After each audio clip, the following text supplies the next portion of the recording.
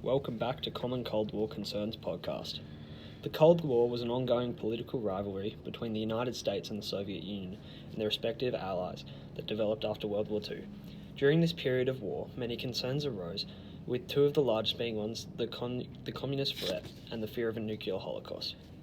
Alongside these large and more common concerns, literature written in this era tended to focus on the smaller concerns during the Cold War period. Some concerns in literature included the role of spies, anxiety and paranoia, as well as the notion you're always being watched. Whether it be in novels or film, these concerns became essential to the plotline of the story and were linked to the Cold War era. The composers George Orwell and Ian Fleming represent multiple Cold War concerns in their respective novels 1984 and Casino Royale, but have different focuses from each other as Orwell chooses to emphasize the takeover and world domination of communism and the way that it affected ordinary people who were thrust into extraordinary situations. Likewise, in North by Northwest, this was made a main priority by auteur Alfred Hitchcock, but Fleming decided to focus on the concept of mistaken identity and lack of security and how spies can cause high levels of paranoia and anxiety.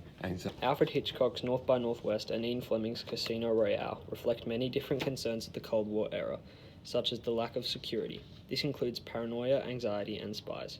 In North by Northwest, there is a very famous scene at Mr. Townsend's house in which Thornhill first meets Van Damme. This scene uses various techniques to hide the identity of Van Damme and show him to be a mysterious character. In this scene, Van Damme sets his own scene of sorts. He does this by manipulating the lighting in the room, by closing the curtains or by turning on and off the lights to create a chiaroscuro on himself. Van Damme also refers to the act that he believes Thornhill is putting on to hide his mistaken identity when he says, "With such expert play acting, it makes this very room a theatre." The idea of games is followed in Casino Royale, with the casino being a main scene of the book. The game Baccarat is playing significantly.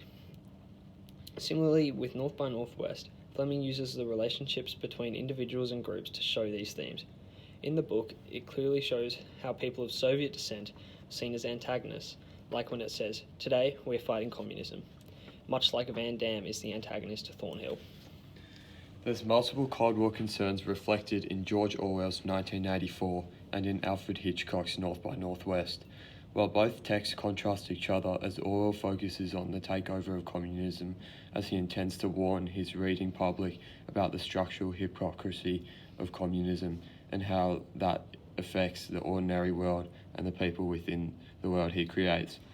Hitchcock focuses on the capitalist approach of the mighty USA against the communist Soviet Union. In North by Northwest, there's an extremely important scene that Hitchcock creates to essentially decide the fate of an ordinary man thrown into an extraordinary situation.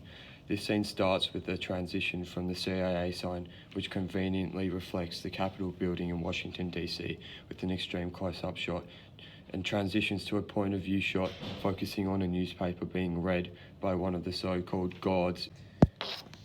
In this scene, deciding the fate of others, while it then proceeds to track out to show the others sitting in the room around the meeting table. A very important part of this scene is the point of view shot used to incorporate two of the gods as they are discussing the mess Roger Thornhill finds himself in. In this shot, a MacGuffin of a statue is used to set up the rest of the film, where statues become a common theme and a symbol of spies. C'est la guerre, which means it is war. The medium close shot used in this scene captures the emotion of the emotionless anonymous character. There is a similar scene in Orwell's 1984 as Winston and Julia meet at O'Brien's house to essentially seal their fates, as O'Brien turns off the telescreen, which is already a large risk, and then tells Winston about the Brotherhood, asking him what he's willing to do for them and to destroy the communist government. The members of the Brotherhood have no way of recognizing one another, and it is impossible for any one member to be aware of the identity of more than a few others. Both scenes are similar scenes which decide the fate of people in each text, and both scenes are largely based upon spies and someone always watching them, and therefore they have to be very careful to what is said.